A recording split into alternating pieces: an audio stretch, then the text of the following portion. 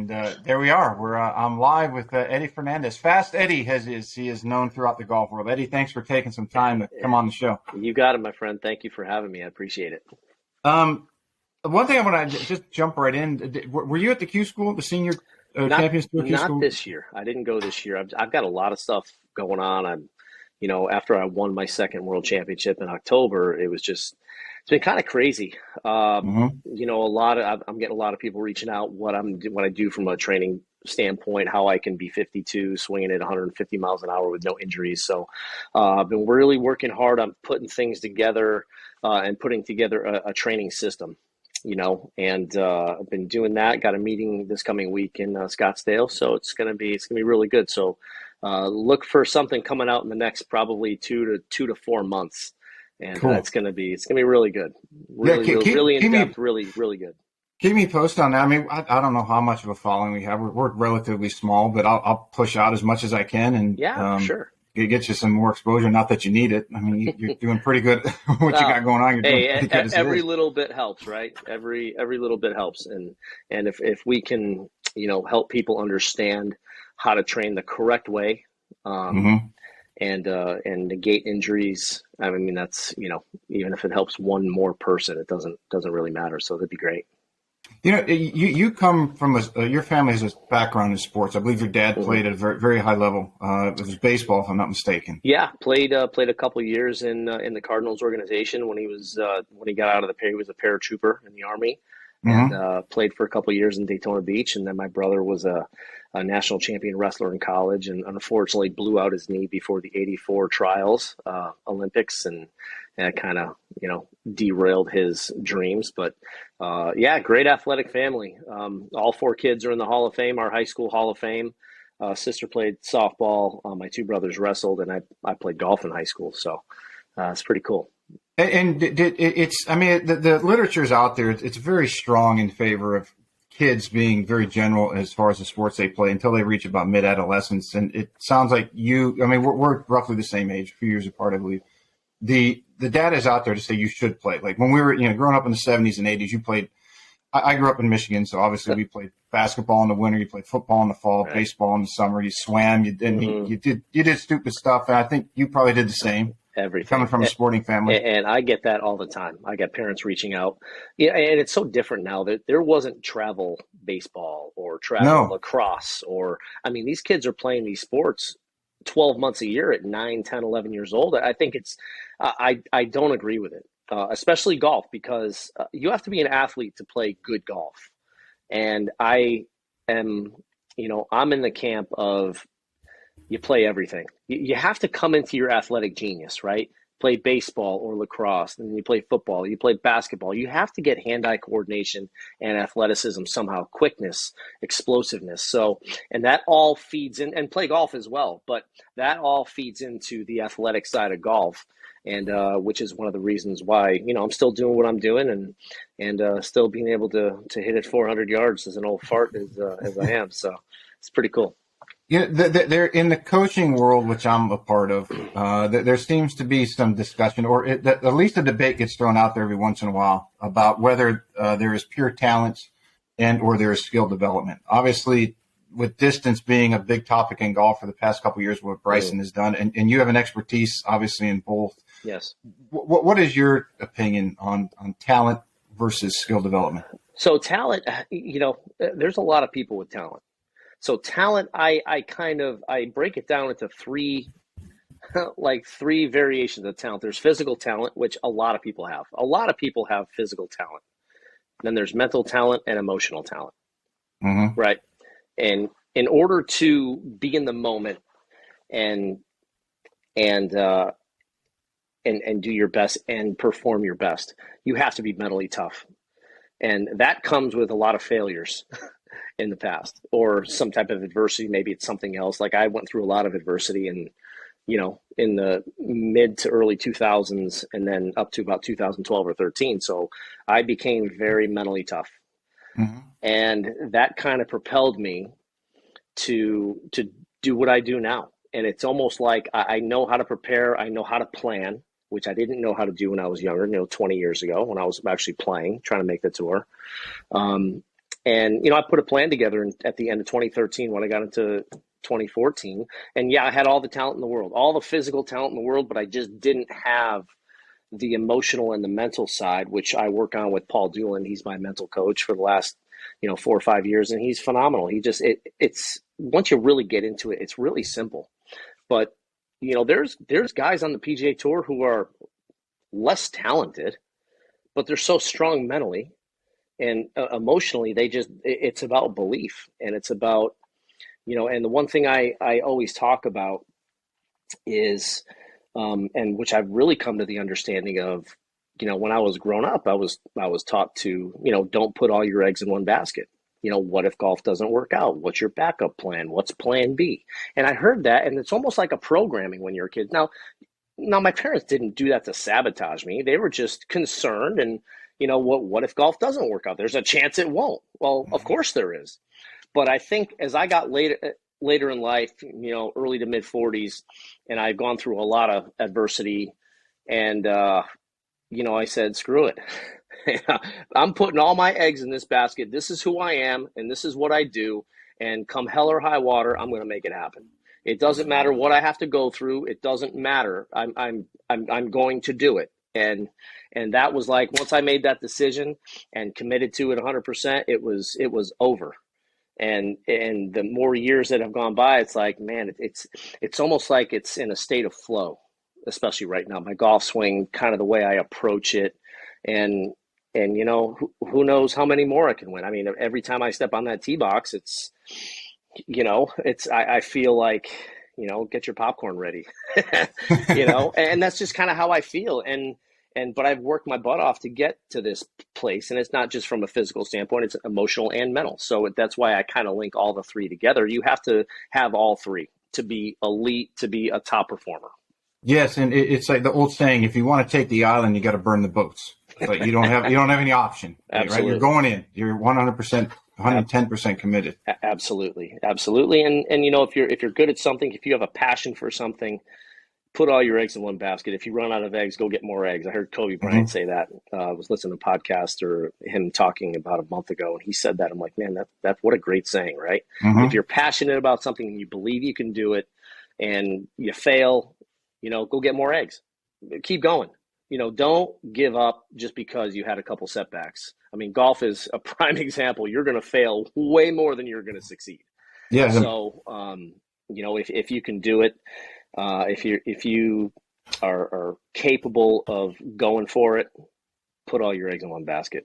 There's no plan B. Screw the plan B. Just get out there and just do whatever you got to do. Get up at 5 a.m, train, do whatever you have to do before work, or after work to do, the things you need to do to be successful. It's interesting that when you're trying to reach a level like you reached, and I remember when I was making my push to make the PGA Tour, a lot of people or naysayers would be people that would be local or, whoever you're talking to. But the people that I listened, like Jim Faree lives here, and obviously Jim had a very successful career and then the Champions Tour. And so I would listen to Jim, and he, if he told me to do something, then I'd give that a hell of a lot more value than somebody else. And of course. Sean Foley was on not long ago, and we were talking about failure and criticism, because he's obviously received a lot. And he said, look, I've never been criticized by the peers or the people who are doing what I was doing. So I guess what I'm getting at is, if you're going to listen to somebody who's doing or has done what you've done, and not the people who are trying to say, oh, you'll never make that, because they did, or they didn't put all their eggs. They didn't go get more eggs. Yeah, exactly. It cracks me up. I mean, I get the trolls, on Instagram and Twitter, and, it's I just laugh at it. I think it's funny. It's like these people, they're like keyboard warriors. It's actually kind of funny, because they have no idea what it takes, and why would you even internalize anything that someone says that you don't know? Now, if somebody that you respected said that to you, like you said, well, maybe, okay, well, I'll take that into account, and let's make a new plan, or let's change the plan or alter it somehow. But yeah, I mean, whatever. There's a lot of naysayers. Even when I got into long drive at 43 years old, people were like, you're nuts. 43 years old. I mean, come on, the dream is over. You're going to be competing against kids half your age. I mean, whatever. I'm like, watch me. I can't say the word I said after that, but watch me. So, and I was really driven, and it got to the point to where it was like, it's almost like I knew what my purpose was. And Mm-hmm. once I figured it out and I felt it, it's all, I can't really explain it. I just felt I knew what I was supposed to do at that moment. And I'm like, here we go. Um, and yeah, it's been a nice little rise from here. And I went to the PNC this morning, and I was on the range and had about 20 minutes with Lee Trevino, and Roger Malpe was there, and Dan Hicks, and Gary Koch, and we were talking about talent. And we were just watching Lee hit balls, and he's 83 years old. And it's just, he's talking about the shots he's going to hit. He's hitting little cuts, and he's hitting it lower. And he goes, it's just these little nuggets that he was saying. It's like, okay, now I move my left thumb down a little bit. It can't go left. And he hits this little cut when he does. Like, it's incredible. I could literally sit there and not say a word all day and just watch him and listen to him. I would be fine with that. But it's really cool to see those guys in that setting. But it's almost sad that, it is, I'm 50 years old now, and as I progress in life, it's like I wish I had my grandparents or my great aunts and uncles to run just life stuff by that they're not around anymore. And it's a shame. As you bring that up about Trevino, it's a shame with all the technology in golf and instruction and everything else and training, and you can test this and test that more people don't go just watch a Trevino and listen to what he's saying, or a Bob Toski, Jim McLean, or any of the what is now old timers, and just listen to them, because it's a completely their life's experience of 50 plus years around the golf world. Yeah, that you're not going to get in a book, you're not going to get off a measuring device or anything else. Yeah, not to say that those things aren't good. It's just of course you got to the library at Alexandria. They're full of information that just is not out there anymore. Yeah, it's amazing. I've my swing coach, Scott Schaefer, he's in Dallas now. And, when we work together, if my swing is on point, he'll look at me for like 10 minutes. He's like, I don't really have anything to say. It's like, if I feel good, if I have no issues, no questions, it's like, why beat a dead horse for 2 hours? It's like, let's go play 9 holes, or let's, go pitch or chip or do something else. I go to PGA Tour events, and I see, a lot of instructors are working. They got all these contraptions, and they got the players, and I'm like, these guys are on the PGA Tour, and they're going to tee up tomorrow, which is Thursday. I'm like, what are they doing? I'm like, they got to get it in the hole. So I've never been one to tinker. I'm not going to make changes the day before, like world championships. I'm never going to make a change like the week of. I'm gonna get a plan. I'm gonna stick to it. Within a month out, I'm gonna have my whole setup and be ready to go. Do you think that's a large part of your success? Is maybe an X percent of your competition, whether it's on a world long drive tour, or it's in qualifying for a champions event or a competitive event, that people are out there tinkering and looking for the answer, and you're going in with your plan like, hey, I worked on this a month ago with my coach, and now I put the time in, and what I have now, whether it's exactly what I want or not, it's go time. So I'm focused on, I have a clear intention of playing well, not tweaking this and tweaking that. I'm not thinking about, hey, my 9-iron, I wish it was like another degree upright, or, it's not like that. The guy that does my clubs, Mark Franco here in Orlando, the guy's an absolute meticulous nut when it comes to like equipment for tour players and myself, and I know everything is dialed in. And when I'm going to play either a qualifier, Q School, World Championship, I have no questions about my equipment or what I'm about to do or my game plan, and it clears my mind. I'm so locked in the moment, and where there's other guys out there trying this, they're trying this different shaft, they're trying this, and it's, I just look at him like, man, he's got all these things. He's going to get on the tee box. If it's a bad shot, well, maybe I should have done this. No. So if I hit a bad shot, I know it's me. It's not the equipment.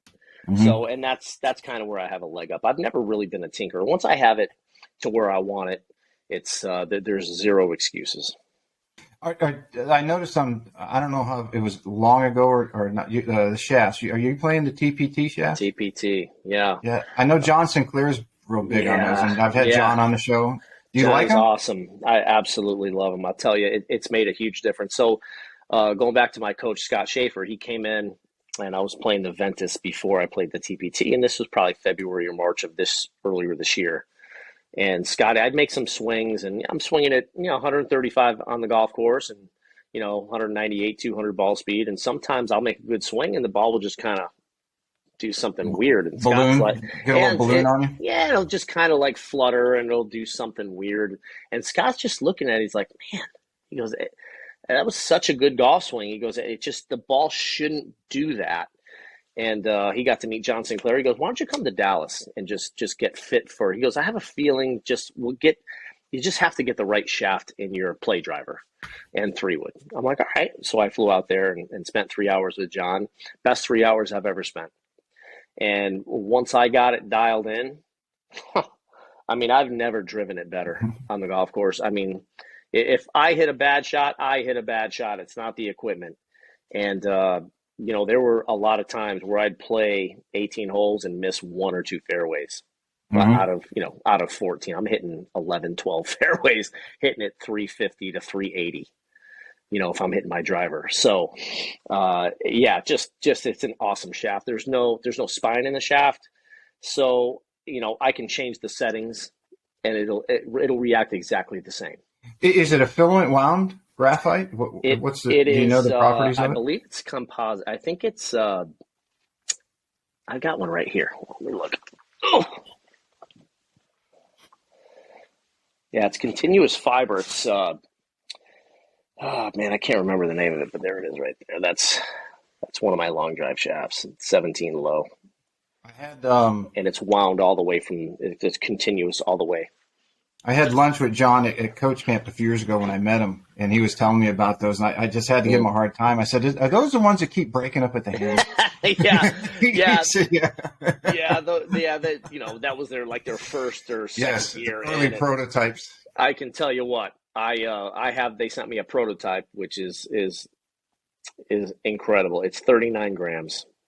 Wow. And it's 5 degrees of torque, and I have over 1,000 hits on it, swinging it, 146 to 156, and it's solid as a rock. It's ridiculous how good this shaft is for my long drive shaft.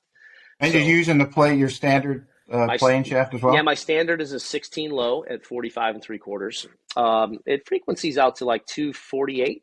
So it's not super stiff. It's not, and I just basically, the one thing I try to tell people is you go based on performance, how you hit it. So if it says RSX double X, doesn't matter. Doesn't matter. Just hit the shaft, see what the numbers are, see what the performance is, see what the ball does, and see how it feels.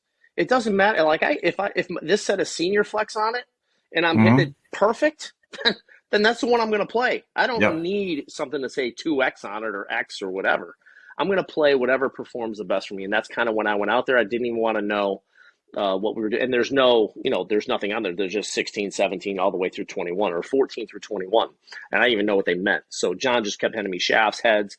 So I play a ping head and the 425 LST 9 degree and the TPT shaft. And once I got that combo together, John's like, and I hit about 10 balls, couple in the heel, couple in the toe. The toe just started a little bit right and stayed there. The heel started a little bit left, stayed there. And the ones I center punched just went dead straight. And it's like, oh my God.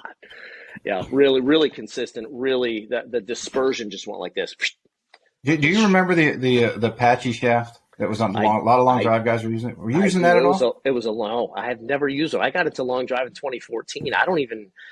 I remember hearing about it. I thought that was like early 2000s, wasn't it? It was probably when I had some friends that were doing that, and they were in the super seniors around 2000. And let's see, I got them playing in 06, so they were out there in about 07 to 2012. Yeah. And that evolved into the Fine One shaft. As far as I know, it's still the only stepped graphite that's made. And I have one. It is amazing, but I want to try that TPT. I want to reach out to John this week and say, hey, reach out to John and tell him, you had me on and we were talking about the TPT, but it's really, really good. It is, just from a performance standpoint, not only in the golf course, but like in long drive, like Mm-hmm. I let the secret out before I was going to Worlds, and I had Justin James, had him try it. He loved it. Justin, Martin Borgmeyer, and a couple other guys, and they all finished. Martin won, Justin finished third, and the other two guys finished ninth, and then me. So we had two world champions, and all of us finished in the top 10. Five guys were using that shaft, all five.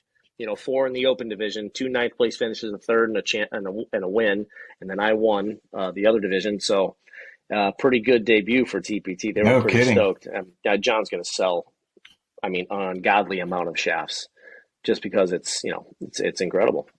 I remember, let's see, this would have been about 2003 or four. I was working at a local club before I went back to try and play, and Jerry James. We're playing in the regionals for the National Club Pro, and this guy, we're on a 10-10, and the guy says, real deep, hey, you mind if I join you? And we turn around, it's like, holy shit, this guy's like a mountain. This guy's huge, I'm I'm 6'5". Back then I was about 235. I was in pretty good shape, and Jerry was massive back then. Yeah, he still is. I was pretty long for the Club Pro guys or mini tour guys, and Jerry pulls back, and I'm like, there's no way this guy's he's gonna be like super stiff, and he pulls back, and he gets to the top of the swing. I said, oh, this is gonna be interesting, and he air carries everybody by 25 yards. Yeah, and so we got to talking about training, and he puts his foot up on top of the cart, and he puts his head to his knee. Like, wow, this is crazy. And now his son, obviously is doing great things. Yeah, Justin's a good friend of mine. He's awesome. He's fast. Man, he's fast. At your age, talk a little bit about your training and what you're doing, because I know you're doing some revolutionary things, and just tell everybody just some of the things you've done as you're in the Masters division is the 45 and older, and you're 52 if I'm not mistaken. So 52. Talk a little bit about what you're doing to stay sharp and stay fit. Yeah, so I've been training with Jeff Flagg since 2015. I've had a trainer here in Orlando when Jeff was he wasn't here, he was in Chicago, then he moved down to Florida. But Jeff is pretty much. I started at Smart Golf and Fitness with Tommy Azuma when I was in Chicago, and then Jeff won the 2014 World Championship, and got to know him really well, and still training with him today. And we use Pure Motion equipment. If you don't know what that is, it's PURMOTION. Look them up on Instagram, or it's really incredible stuff, and it's a lot of body weight stuff, and most of the training is on my feet. So each movement I do, so the cool thing is, each movement I do in the gym takes care of 4 parts of training. Okay, mobility, stability, rotation, and strength in one movement. So all the movements I do pretty much take care of all 4 of those things in the same movement. So I don't have to do 4 different movements for power, 1 different movement for power, 1 for mobility, 1 for. So it's like I can work out for 45 minutes, bounce out of the gym, and that's another thing that people, they feel like that whole belief system is, oh, you got to crawl out of the gym, you got to be sore the next day, you got to be sore for 2 days. That's BS. Complete bullshit. You can train hard, and I want to set PRs on the golf course or on the grid. I want to get better out there. I'm not here to, set PRs in the gym. If I do, great, but it's not. It's one of those things that I learned in 1997 with my first trainer, Carl Percival. He said, "You have one body, Eddie." He goes, "I don't care how much you can lift. I don't care how much weight you move. It's about the quality of the movement." And Jeff is the same way. And, I've always taken that to heart, because being an athlete, being a golfer, if I'm injured, that means I'm not playing. I'm not making any money if I'm injured. So I that really stuck with me. So I don't do more than what I can do. I focus on, now if I can do 700 pounds with perfect movement, great. If I can do 10 pounds with perfect movement, great. So whatever I can do, I push it, but I don't do more than I can. And that's one of the huge reasons why I've stayed so healthy. What are in the Pure Motion system? Can you give a couple examples of maybe either what they have or if what you're doing, without letting, I want to tell your competition what you're doing, but no, that's it. It doesn't matter. They, they kind of know what I'm doing. I've talked about it before, but some of the stuff has a landmine. And I can do all kinds of different rotational stuff. There's attachments that go on the landmine. I can do RDLs. I can do squats. with the bar standing here, I don't have to have, the bar behind me and put my shoulder or elbows or wrists in Well, a yeah, so probably compromised position. hell of a lot better if you got it in front of you and you're pushing up on it instead of it pushing down on your back. I mean, I had Dr. Richard Geyer, the famous back surgeon, on, and I asked him about squats and deadlifts. He said it's never a good idea to load up weight and put it on top of your shoulders, press down on your spine. It's crazy. It's crazy. So let's say this is the bar, right? So we got the bar here, right? The landmine is in the ground. My body is about a 45-degree angle of this. So when I do in squats, I'm coming down and I'm coming up. And this is almost on my shoulder, and I've got a couple different attachments. But all my joints are in alignment. I'm never worried about, getting hurt. And I'm getting the same. I just feel I'm getting faster as I get older. I put up 228 ball speed about 3 or 4 weeks ago. And I'm 52 years old. And it's like what I'm doing works. And people are like, it's impossible. You got to be doing something. Well, what am I doing? Like, I'm doing the correct thing. I'm training the correct way. And once this comes out, people are going to be blown away because they're going to understand that you can actually work out 4 days a week for 45 minutes each time. Like we just started training Hideki Matsuyama. He absolutely loves it. He's had neck issues. He's had wrist issues. He's had all kinds of issues. I met him and we're members of the same club. He came over about a year and a half ago and he's like, I need to do what you do because, in so many words, his translator is like, Hideki wants to know what you do. I mean, being 50 years old, swinging 150 miles an hour with zero injuries, no back issues, neck issues, knee issues, hip issues, nothing. And why wouldn't you want to do that? If you're a top level PGA Tour player, you look at a guy like me that's 50 or 52 now, and I need to do what the hell he's doing because he's swinging it 30 miles an hour faster than I want to swing it, and he's 30 years older than me. So I need to know what he's doing from a training perspective, and why is he so healthy? I mean, I'm made up of the same tissue, muscle, bone, ligaments, all that stuff as everyone else, right? So it's the proper way to train for a rotational athlete, and that's the best part about it. Do you do a lot when you do, for example, your squats and you're 45 degrees to the bar? So landmine for people that aren't watching this on YouTube, you're listening on Spotify or Apple, whatever. Yeah. The bar is the one end of the bar is kind of in the ground and it's sitting at an angle roughly 45. Yes. And you're 45 degrees in that. Yeah, about 45. I mean, this is 45. I might close be, enough. Close enough, 55 right. or We're so. not going to get a protractor. We're not going to get a protractor out. So And see are you holding it, are you more up on your toes or do you stay flat foot? And then do you rotate the bar from shoulder to shoulder? I'll do 10 on right shoulder, 10 on left shoulder. I have one with double, like another bar. And I also, what I do is I'll do alignment squat. My feet are a little closer together. And I'll go back and I'll do, 10 each side. And then I'll do sumo squats really wide with my feet, pushing through, really hitting my adductors, right? Hard. But everything is smooth and controlled and flowy. And then I'll do, you can do hack squats as well.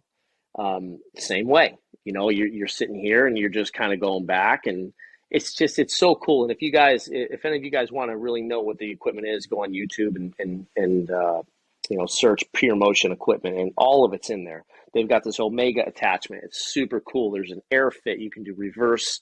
There's so many things you can do. I can hit chest. I can hit back. I can do all different variations, different angles. And, both my dominant and non-dominant side are probably within 2% of speed, power, mobility, and stability. So people ask me, how I can be so healthy at my age, swinging this fast and, getting faster. It's all about the training I do.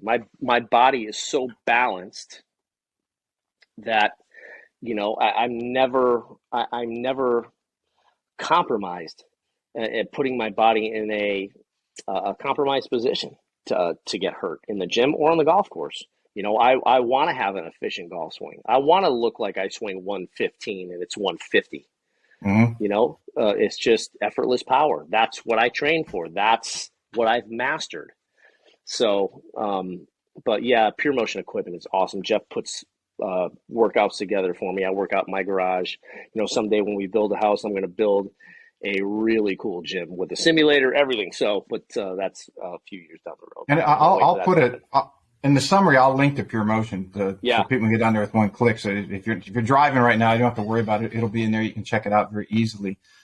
It's interesting that you said how symmetrical you are. I remember Paul Check at the Czech Institute talking about Laird Hamilton, because he worked with him quite a bit. And he said Laird was the most symmetrical athlete he had ever measured. And I mean, I don't know. I think Laird's pushing 60 now, but he's still doing Laird things that nobody else can do. I mean, he's had, I think, a knee or shoulder surgery here and there. But I mean, what that guy can do at that age, and it's like still nobody can match what he's doing. Yeah, it's so there's a lot to be said for what you're doing in a one-sided asymmetrical sport to have that sort of balance, or to at least train in it and still develop yourself to advance yourself at an elite level. Yeah, no doubt. And I just started using Rotex, my German Shepherd. Hey, buddy. As you've gotten older, are you doing anything particular for recovery? Or yes. So what I noticed for myself that's harder to get into. So Rotex Motion. I've known about Rotex for several years. Jeff has used it. Dr. Joe Lacaze developed it in like 2007 or 2009. How do you spell it? Because I'll put that in the summary too. ROTEX motion.com. And it is the cherry on top. It is the icing on the cake. It is the glue that holds everything together. My mobility, just by using this thing 5 to 6 minutes before I train or hit balls, and then 5 to 6 minutes after, at the end of the night or after I'm done training or practicing or whatever. And it kind of just gets everything back to where it should be. My shoulder mobility and health, hip mobility and health, adductor, rib cage, just absolutely amazing. They have a free app that you can download and kind of look at all these little things. And there are these 2 discs, and you can actually see it. I have it on my Instagram. I've got a few posts about Rotex, and it's just amazing how it just lights you up. And there's just a little bit of resistance on the discs. And there's, Doc, he's an ex-Navy SEAL, and he's an absolute monster. And he started at 94 miles an hour when we started working maybe 2 months ago. He's up at 104, 105 miles an hour, and he's 72 years old. His goal is to get to 110. And what does the Rotex do? Can you just give an example? Yeah, so it helps with your external and internal rotation of your shoulders, external and internal rotation of your hips. It's got some resistance there. So just the positions that you're put in, you can absolutely 100% feel it.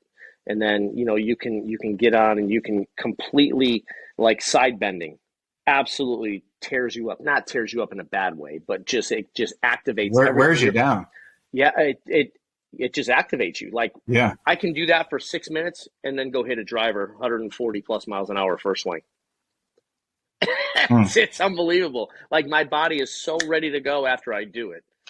But everything is calculated. Everything is everything has to be done in a quality way. You can't cheat doing it, right? So if you do it the correct way, you will absolutely reap the benefits of it, because it is phenomenal. It is really good. That helps in your recovery from your training sessions? Absolutely. Or that's just something else that you're doing? No, it helps in my recovery, because it puts everything back to where it should be. Once you do, there's like activation exercises and then recovery exercises.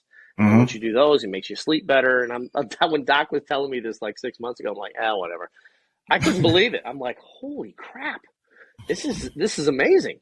And then each week I felt better. My swing just felt flowier. I just felt like everything was, I'm like, wow, this is incredible. It is. If it was $3,000 for this thing, it would be worth every penny. But it's like $450 or whatever. But it's incredible. I've gotten back into cold plunges and ice baths. I did it a number of years ago. Yeah. And I had the CEO of Morosco Forge. They're like the Rolls Royce of ice baths.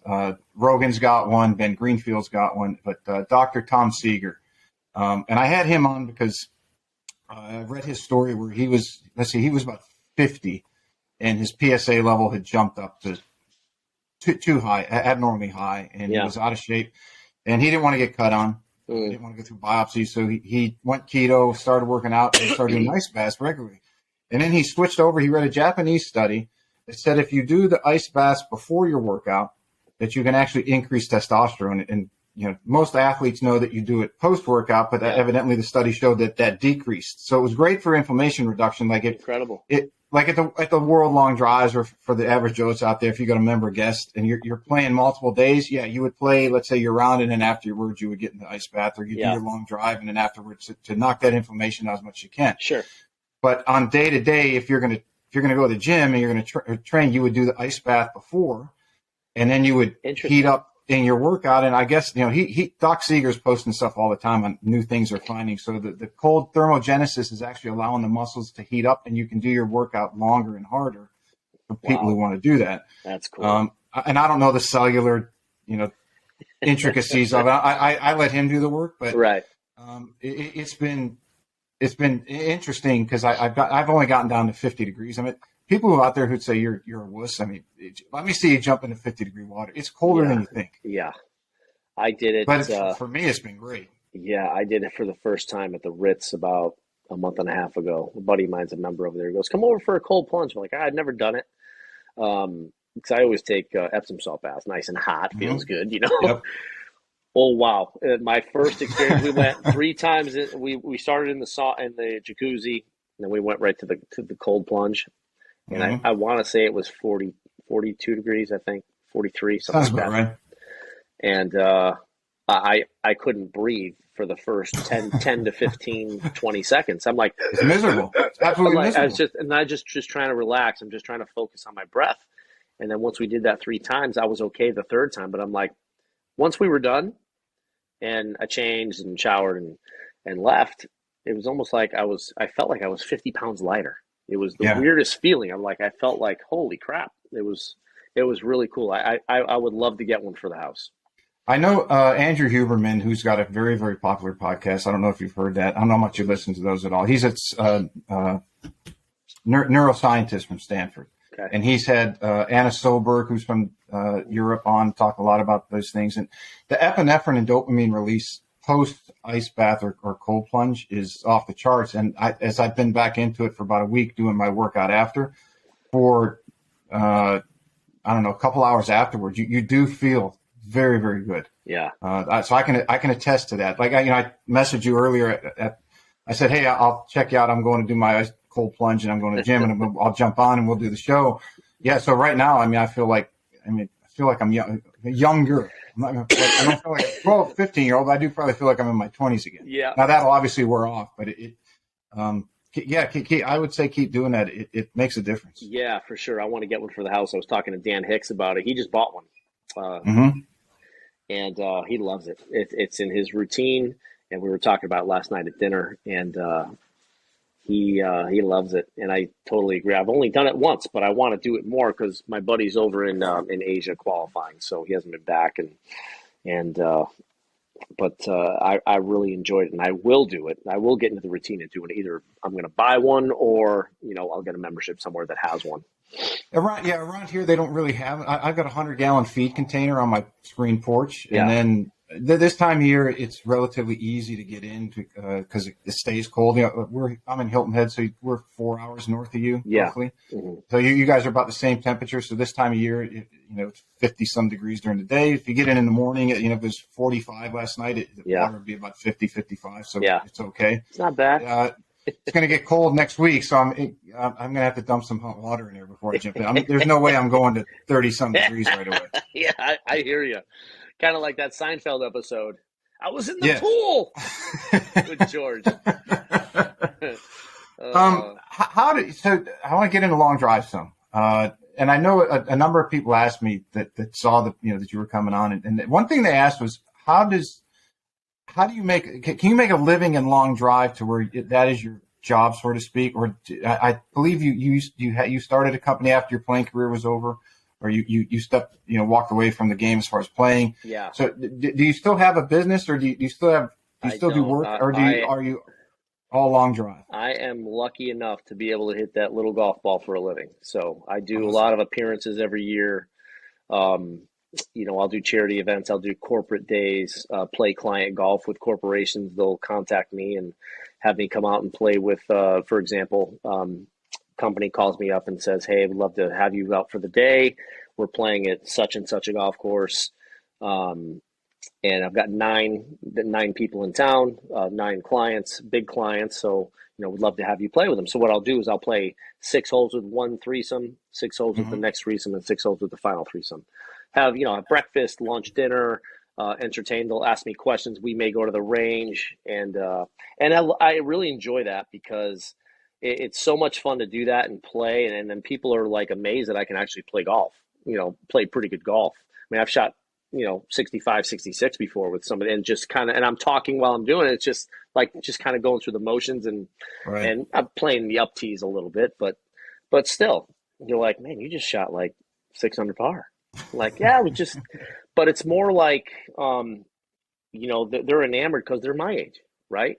It's different if you get, 25-year-old Kyle Berkshire out there with these 52 or 55-year-old executives, right? Well, he's 25, he can do that. Well, to see a guy their age hitting it 380 yards is like, wow, it kind of gives people hope. And I think that's the cool thing that's kind of the message that I want to kind of put out there is, I don't care how old you are. I don't care if you're 65 years old. Look at Doc. He's 72 years old. He's had more injuries than anyone being a Navy SEAL for 22 years, right? And he's up almost 10 miles an hour in 7 weeks. Like, you can do it. If you want to do it, then let's put a plan together and we'll make it happen. So, yeah, it's just, it's so cool because I have so many people reach out and saying, I'm an inspiration. And it's not that I want to do that, but it makes you feel good because what you're doing is like you're inspiring someone. And I think that's the cool thing about being either a leader or, being, a world champion. Kind of, it inspires people to go maybe farther than they thought they could go. And, that's kind of, it feels great. Well, yeah, I mean, you're an inspiration for me as we talked before we were coming on.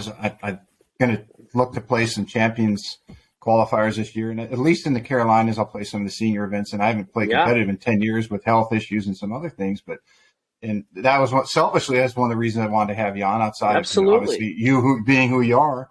But as someone who, and we're similar age, that has done some things, and you've done the speed and you've done the training, and that's what I'm getting back into. It was a selfish reason partially for me to say, hey, I got to have Eddie on because I want to pick his brain because he's doing this. It's not like you've done it. You're doing it. Right.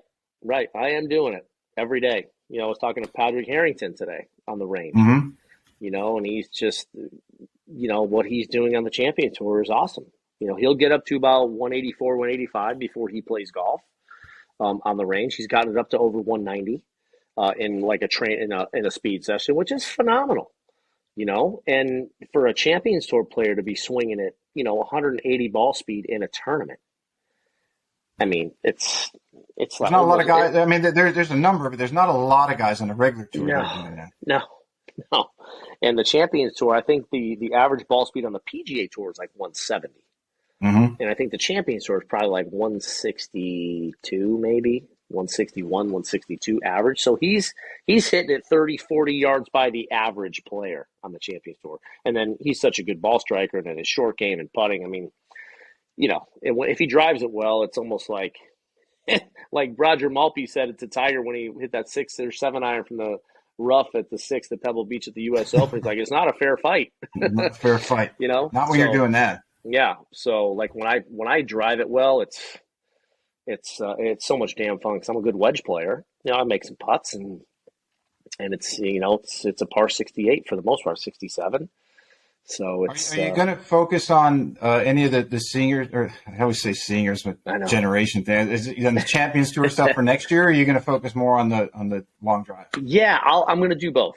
I think I'm in the place to where my swing doesn't change from play to long drive. It's a little bit longer and a little bit more explosive, but I can manage it. Like if I go out and practice, I do a speed session, then I'll end off hitting 130 yard 9 irons, just feeling the flow, and right at the end, just to kind of keep my rhythm to where it needs to be.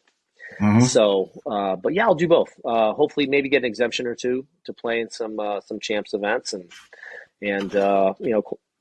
trying to qualify for the U.S. Senior Open. It just depends on my schedule. I'll be filming most likely the next few months, So, but yeah, it's going to be an exciting year, really exciting year. So, but yeah, I'll be, 12 weeks out. I'll do the same thing as I did this past year. I've got the system down. I've got my whole plan. I mean, I felt so good at the World Championships. It's almost like I walked there and it was almost like, and not to take anything away from the guys that I compete with, but it was, I felt mentally and emotionally like it's over. Like I am like 12 cylinders. It is like I am hitting on every single cylinder.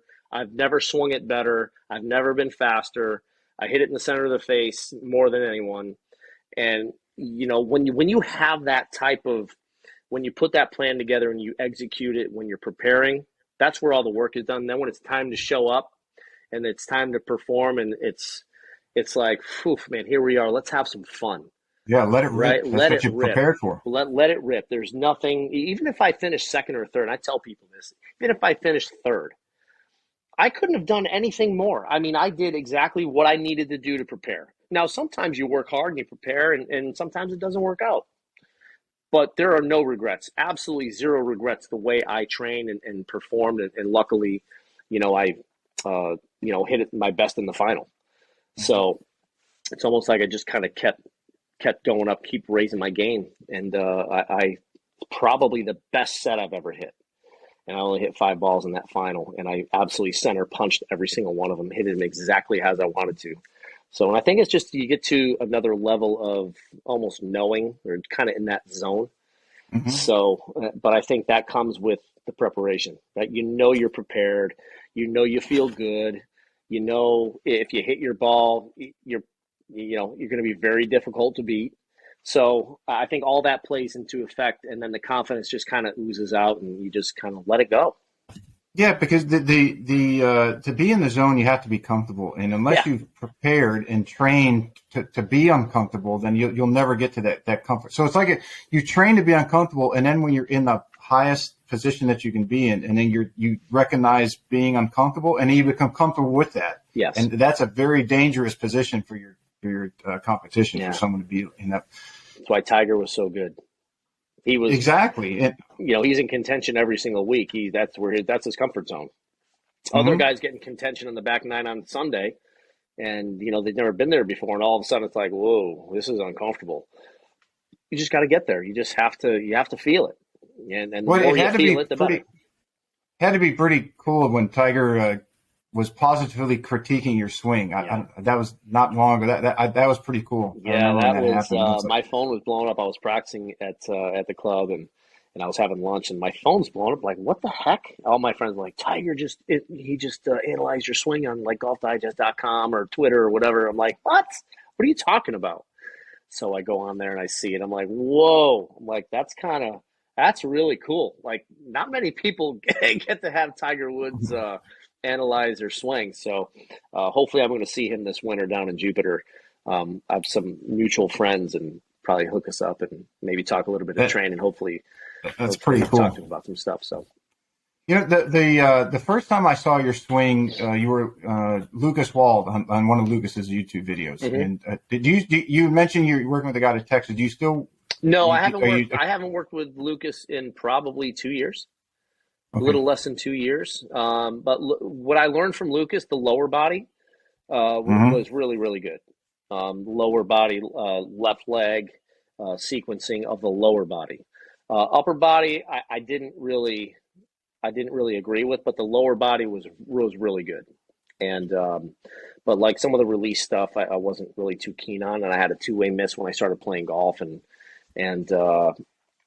but yeah, I mean, it was good while it lasted, and I learned a bunch of stuff from him, and you just move on.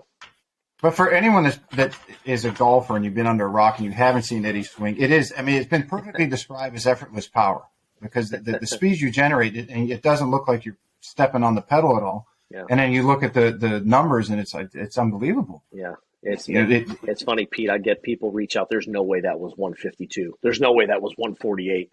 I'm like, just come down to Florida, bring TrackMan, Full GC Quad, whatever you want, and we'll get on there, and I'll put up $5,000 if I don't do it, and you pay me $500 if I do. So nobody's taking me anyone up on taking it you up yet. on They haven't taken me up on it yet. it? But one guy was hitting my play driver. It was like 137. There's no way that was 137. That's BS. And I'm like, dude, come down. I invite you. You have an open invitation. Come down with your TrackMan or FlightScope or GC Quad, whatever, some legit device. Mm-hmm. And if I don't put up at least 137 with my play driver, swinging the same way, same length, that I'll give you $5,000. But if I do, if I swing 137 or more, you got to give me $500.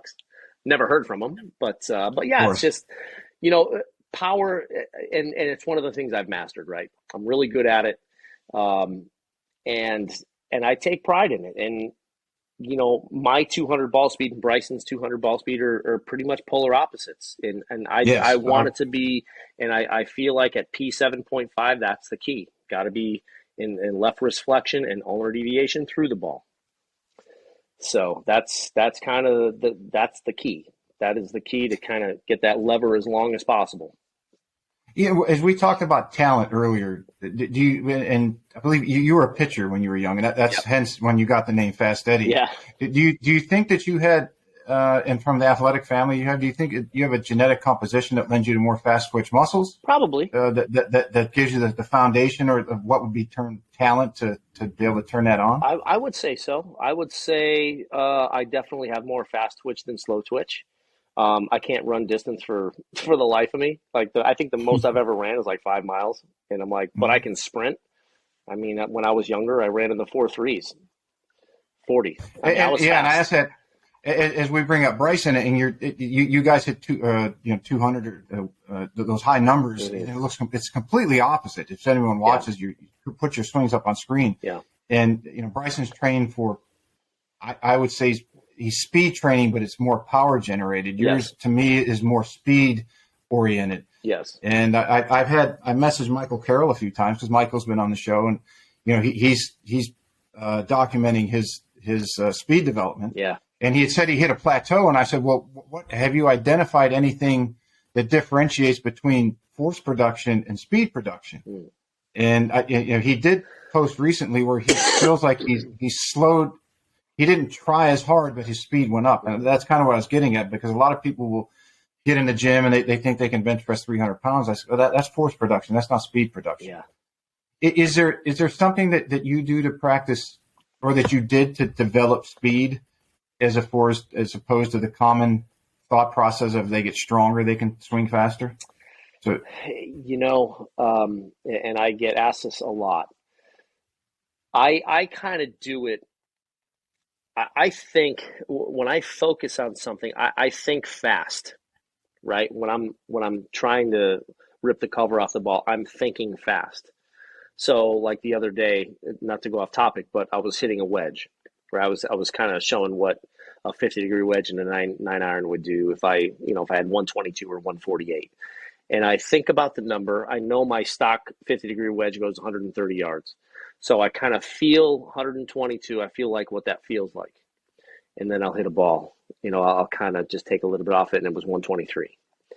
And then it's one of those things to where just my mind and my body are so in tune that I'll think about it.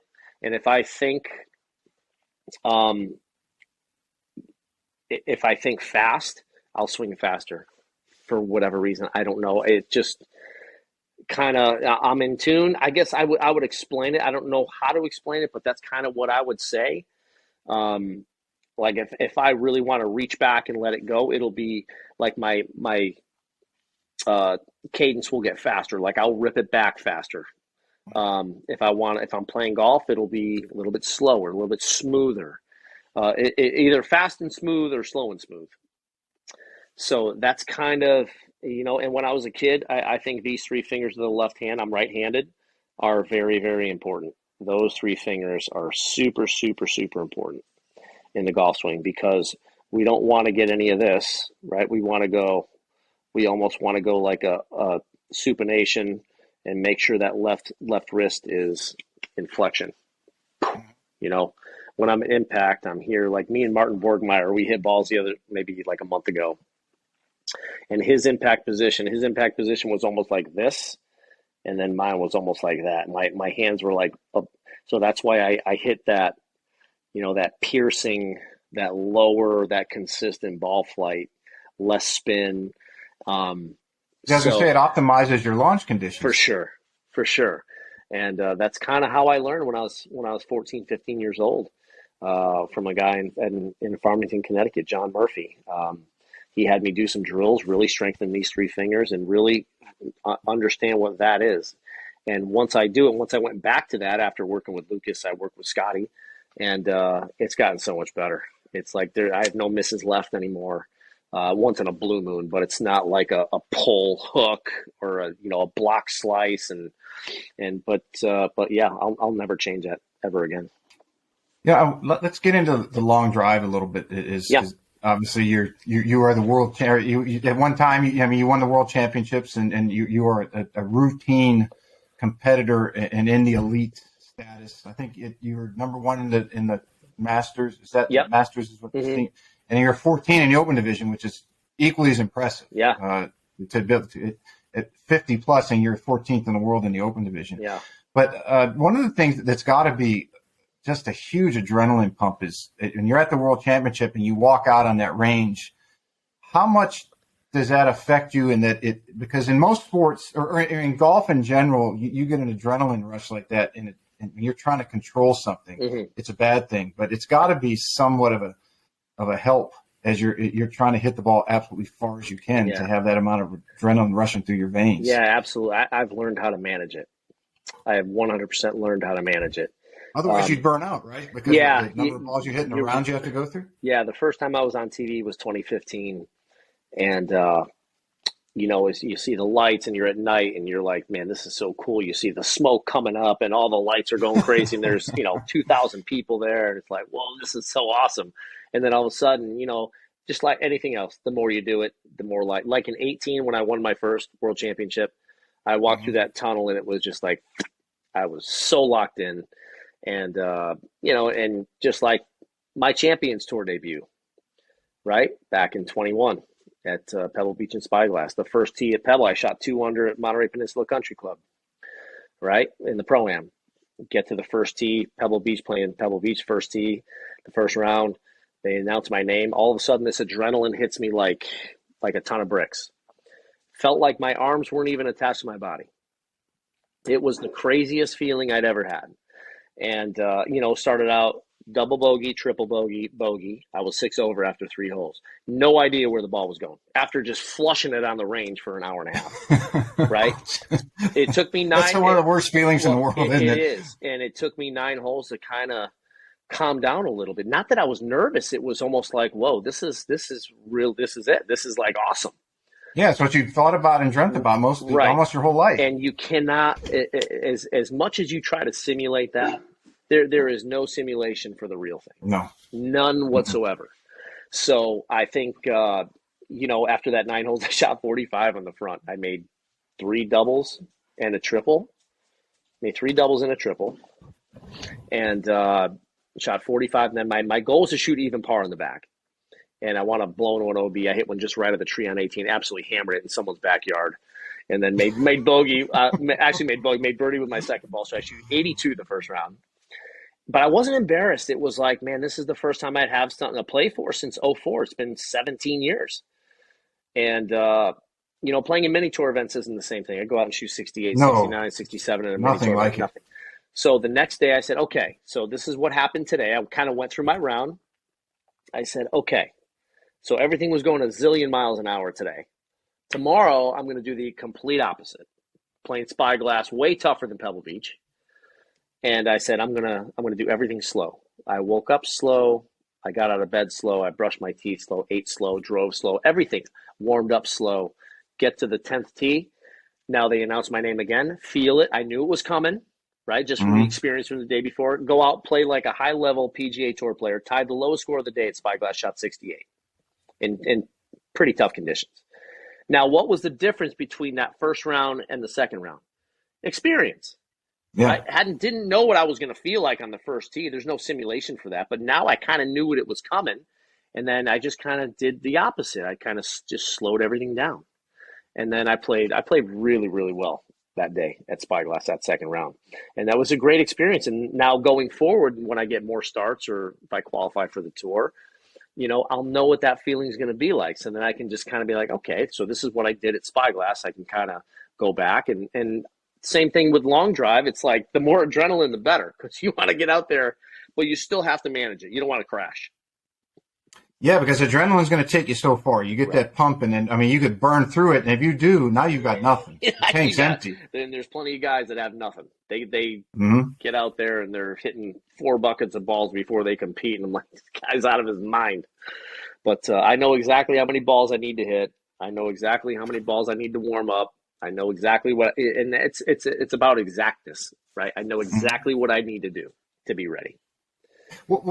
For some people that don't know, they obviously, everyone tunes in. Used to always, I think it was always on ESPN, the World Championship. And, So that people are aware of it. But what is the process to get to that, to where you're on TV and where you're in the lights? The qualifying for that, is it based off the series throughout the year in a point system, or are there certain qualifying, like Q school, you have to go through certain levels to get there? Yeah, there's what is the process? There's like a local and regional qualifying. So normally at a tour event, or there's been all around the world, there's different local qualifiers. And if you qualify at the local, you'll go to the regional. So they'll take, let's just say there's 6 local qualifiers, and the top 4 guys from each local make it to the regional. And then you go through the regional, you go through a round robin, and then the top 2 out of those 24 guys, or 16 or however many, punch their ticket to the World Championship. So it's not easy, but you have to qualify unless you're exempt. So I've been lucky; I've been exempt for the last several years. So, but yeah, it's a process. You have to hit it consistently well. It's not just a speed contest. You have to hit it solid. You have to hit it in the grid, and now it's 6 balls instead of 8. So there's a little bit more of a strategy that goes into it. What is a typical day like for you at the Worlds? So pick any of the days that you're there, round 1 or 2. I think they grouped the rounds maybe 1 and 2 and 1, but as far as a typical standard, so to speak, day for you, okay, what would that entail? So I started on Friday this year, Friday and Saturday. Friday was pretty much like the round robin qualifying, and Saturday was the final 16. So I got there Tuesday. I got there with plenty of time. Kind of went up there. I practiced. I didn't practice that day. I took Tuesday. I practiced Monday, took Tuesday off, traveled, went up, saw some friends, watched some of them compete. And then Wednesday was my practice day. So I got up, had breakfast, kind of went through exactly what I was going to eat the day of competition. So when I practice, especially when it gets close to Worlds, I'll eat exactly what I'm going to eat, drink exactly what I'm going to drink. So I go through exactly what I'm going to do from the time I get up to the time I hit balls or the time I compete. So I'll go through the exact same thing, and then I'll practice, go through my recovery, eat, and then just kind of chill for and I practice in the morning this year on that Thursday. Friday, the day before is always an off day. So Thursday was an off day. I didn't do anything, just made sure I ate well. I drank plenty of liquids because it's up in the mountains a little bit. Yeah, you're at altitude. Yeah, it's a little bit of altitude. Make sure you're hydrated. Make sure you eat well, real good quality food, and get plenty of sleep. Get plenty of rest. And I usually never have any problem sleeping when I'm competing. And which some guys, God, they can't sleep and they're throwing up the day of, and I've never been like that. I've never. Everybody's different, right? Everybody kind of has their own thing that they go through. But fortunately, I'm pretty relaxed and pretty calm. The day of, I'm excited more than anything to get going. But that's kind of what a typical day is. I competed Friday, Thursday was off, just kind of a rest and recovery day, and just go watch some friends compete, do a couple of interviews or whatever I need to do, and just get ready. Make sure all my stuff is ready to go for Friday. Kind of goes back to we talk. You got your plan and you're prepared going in. So, and I try to tell students this. I've coached some kids who are trying to make it that are playing minis and some lower tier tour events. It's like you need to be prepared. We're preparing you for, let's say, Q school, going that's in the fall, we're preparing you for that starting in July. Right. We're not going to prepare you in middle of September. Right. So that you're ready for that. So that by the time Q school comes, you're resting when all these other guys and girls are trying to work at something. We want you rested. And if anyone looks at Tiger, I mean, Tiger at the tournaments, we usually play 9 holes one day, 9 holes the next day, and kind of hang out at the range and just keep it sharp. And he's rested going because he knows how long it's going to be. He knows the grind and the drain. Exactly. It's a grind. That's why when I was doing both divisions, Pete, it was, God, I couldn't imagine. It was tough. It was really tough because, I see these kids 25, 26 years old, just absolutely just flat out beat up, just dead tired, and here I am at 52, like trying to do both division or 50 at the time. And it's hard. It's a lot of balls. It's like double the amount of balls. And, I'm double these guys' ages. So I'm going to try it again this year, but I'm going to simulate it first. I'm not guaranteeing I'm going to do both divisions, but, probably in March or April, I'm going to simulate hitting 3 or 4 days in a row just to kind of see where my speed is come day 3 or 4. About how many balls do you hit in a session when you train? So when I train, I'll hit between 80 and 100 balls. Like the last session, I felt really good. I hit about 112. And that 100 will be with your driver? That's with or the does driver. That include that is all out with the driver. That is. And do you rest a certain amount of time for you have the muscular recovery and then you got the neurological recovery for when you're going at it that hard? Yeah, I mean, I'll just kind of. I mean, I won't be huffing and puffing. Like if I need to take a minute or two, I'll take a minute or two. But I'll try to. What I'll do is I'll do 6-ball sets. I'll set my clock for 2.5 minutes, and if somebody's with me, I'll have them hit start. And then I'll kind of go through my routine. And routine is just as important in long drive as it is in real golf. Some guys don't have a routine. Some guys come from baseball or hockey, so they don't understand, that part of it. But routine is, or your whatever your system is, or routine, or however you process, is really important in long drive. It is for me, anyways.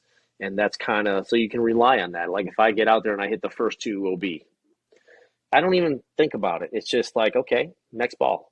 And a lot of guys will kind of use that, be like, oh, man, I got to try something different. You just stick to your routine. And that's kind of what's worked for me. And the more I do that, and the better golf I play, on the golf course. And just taking one shot at a time. And Paul Doolin has helped me out so much with the process and preparing and how to prepare. And it's just like the older I get, I'm like, man, I wish I could be in myself's ear at 21 years old, right? If I could tell my 21-year-old self, but no, life is good. It's and you mentioned you eat the same things. Did you have a diet to keep you in elite shape, so to speak? Yeah. Mentally, physically, and clear, and all that stuff. I mean, I'm half Italian, right? Half Italian, half Portuguese, so I love food. So after I won October 1st, kind of October was like, how people have a cheat day? I had a cheat month. I ate fried chicken. I had pizza. I had pasta. I had everything. And I felt like absolute garbage. But it's like, man, why can't some of this stuff be good for you? But I am very disciplined. My willpower is really, really good. I can turn it on and off like that. But yeah, I mean, in season when I'm training, it's organic chicken, it's, rice, sweet potatoes, broccoli, salad, organic eggs, pretty much everything organic, grass-fed beef, wild-caught fish, you name it. And, I'll do protein shakes pretty much. Since I eat a lot of meat, I usually do a plant-based, like an Orgain protein shake, 40 to 50 grams.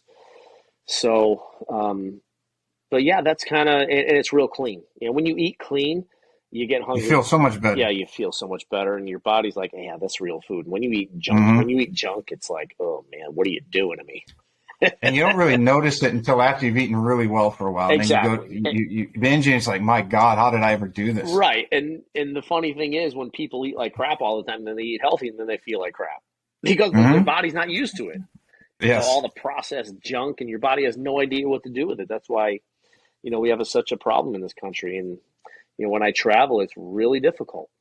Sometimes I'll be looking for something, and sometimes I'll see a Chick-fil-A, and I'm like, thank goodness there's a Chick-fil-A, right? And that's not even that great for you, but it's better than McDonald's or fast food or whatever. If I can find a restaurant, I can get a grilled chicken breast or a fillet and a sweet potato or whatever. That's one thing, but Chipotle is always pretty decent.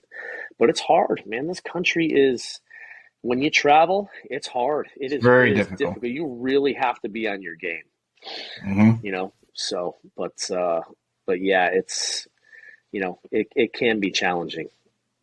Yeah, as we talked earlier a little bit, speed development and being able to hit the ball far is a developed skill, but the technology with equipment has played a role for sure. As somebody who's in the long drive field, and you're also, I mean, you play professionally, but you also have influence over the general golfing population, and that they listen to what you say. What is your thoughts on it as far as at least the tour level golf that distance is becoming a problem? I know Brandel Chambly would argue the point to the contrary, but some of the older, the Marions, and we've seen the pictures on social media. Augusta pushed back the tee on 13. They had to buy more from Augusta Country Club. Yeah. What is your opinion on the distance at the professional game? Is it becoming a problem, or is it just something that's talked about in the media, or is it not a problem? Last time I remember, you still have to make putts, right? Yeah, absolutely. So, I just you're never going to roll back athleticism, right? They're talking about rolling back the ball, rolling back the clubs, rolling back this, rolling back that. I've played some 69, like Marion, for example. That is a very difficult golf course. And it's 6,900 yards, maybe 68, 69, 7,000. That's all you want. I think Justin Rose shot one over in 2013. Whereas what did Brooks Koepka shoot at, where did he shot like 16 or 17 under at, it was like 7,700 yards. Was it Shinnecock? What was the one before that? When he and Tiger went at it, was the PGA. That was it. Was that in Tulsa? Yeah, I can't remember the name of the golf course. The name of the golf course he won the U.S. Open, he was like 16 under. It was like 76 or 7,700 yards. And you don't need an ultra long golf course for it to be difficult. I've played plenty of 320-yard par fours that are absolutely brutal. If you don't hit it in the correct spot, it gives you a chance to hit driver or 3-wood. But if you miss the green in the wrong spot, you're probably going to make 5, even though you're right around the green, if you're lucky. And, you're better off hitting a 6-iron and a wedge, hitting it to the proper side, maybe having a 15, 20-footer. And, I love golf courses like that. But to your point, I mean, are they going to roll back the ball? That would kill the Kevin Kisners. That would kill the Matt Kuchars, these guys that are swinging 107 to 110 miles an hour. I think the game would just completely fly them by because me swinging 135 miles an hour, okay, the ball's going to go 25 yards less. Okay, so I'm still going to be hitting at 340. Where these guys are hitting at 270, they're going to be hitting at 240, 245. They have no chance. They're going to be hitting 3-woods and 5-woods at the par fours. So, you can't roll back athleticism. I had this conversation with people before. You can roll back the equipment all you want. I'm still going to train. I'm still going to hit it farther than everyone. And I'll have an advantage from a distance perspective. Now, these guys on the PGA Tour, I've played with plenty of them. They chip and putt. That's where they make their living. They don't hit it far, but the Brian is one of my neighbors, and we play a lot of golf, and he just shot 63 last week in the tournament. He goes, I hit pretty good. He goes, I made putts. And that's the key. That is the key. I don't care how far you hit it, how, awesomely far, how long you are. You have to make putts, and at the end of the day, that's what matters. That's what wins tournaments. Hitting at 380 is not going to win you a tournament. Lou Stagner was on, was it last week or week before? Yeah, I love Lou. Lou's great, isn't he? I know him pretty well. Yeah, he's a great guy. And he said that one of the main differentiators between guys who are struggling maybe to keep their card and guys who are consistently in the top, let's say 50 in the world ranking, is that 6 to 8, 10, maybe 12-foot range. For sure. that one's making the putts and one's not. Mm-hmm. That's and, where, and, that's and where making it at that level, it's like you're making one more around from 6 to 12 feet than the other guy. Yeah, or two Four, more in a 4-day strokes. tournament.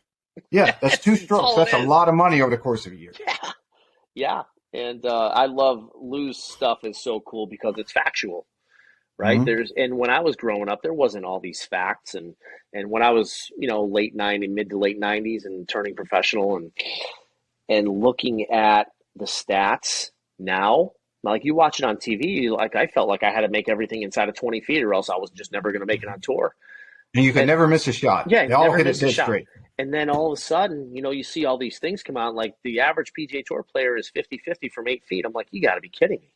So I'm really not a bad putter. So you put all this undue pressure on you because, what TV shows you is completely not, it's not real. They show all the guys that are making putts and 30-footers and 20-footers and, this putt, that putt. The average tour player, is 50-50 from 8 feet, and they'll make, I think it's 18% from 20 feet.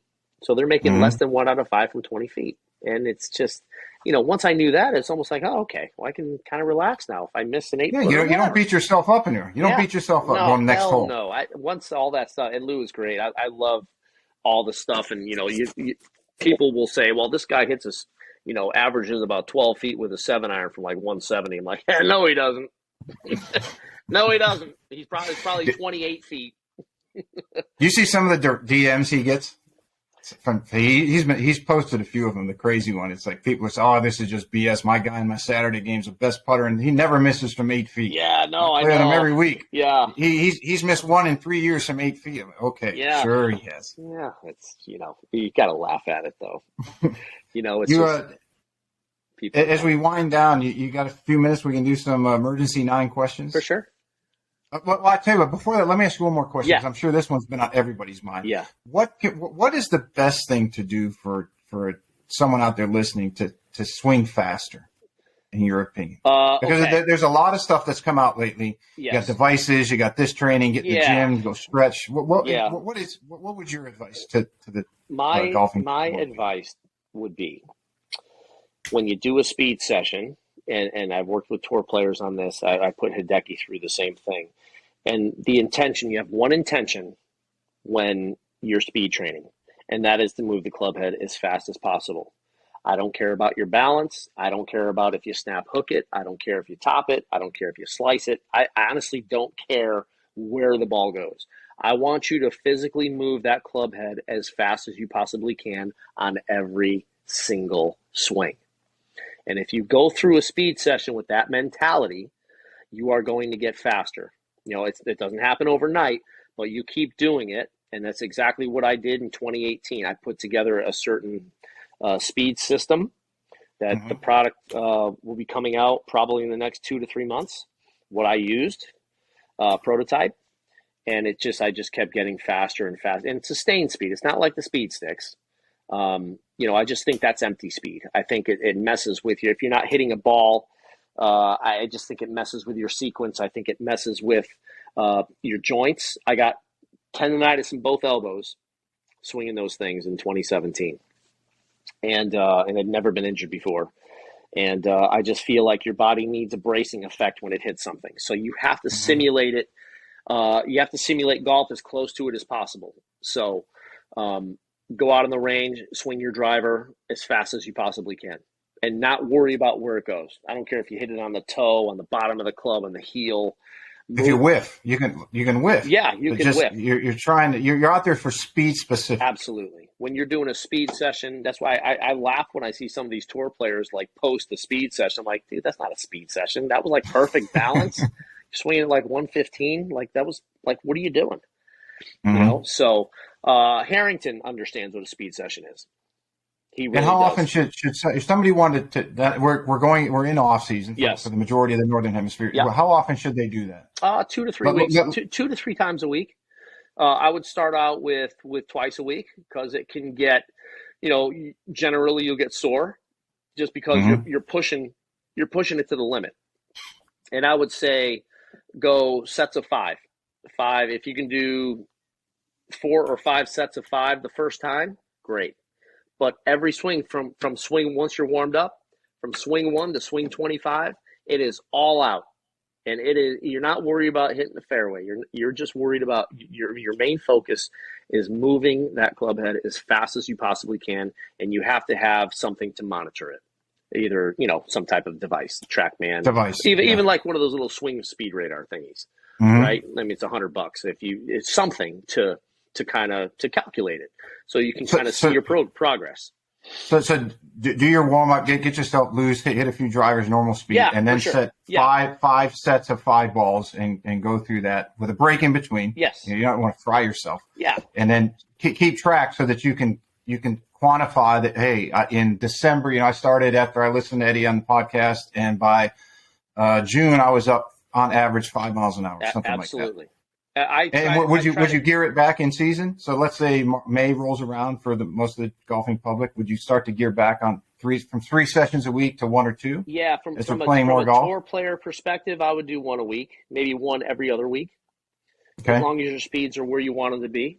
When I put Hideki through it, I think this was in July, and I told him what I wanted him to focus on, what his intention should be.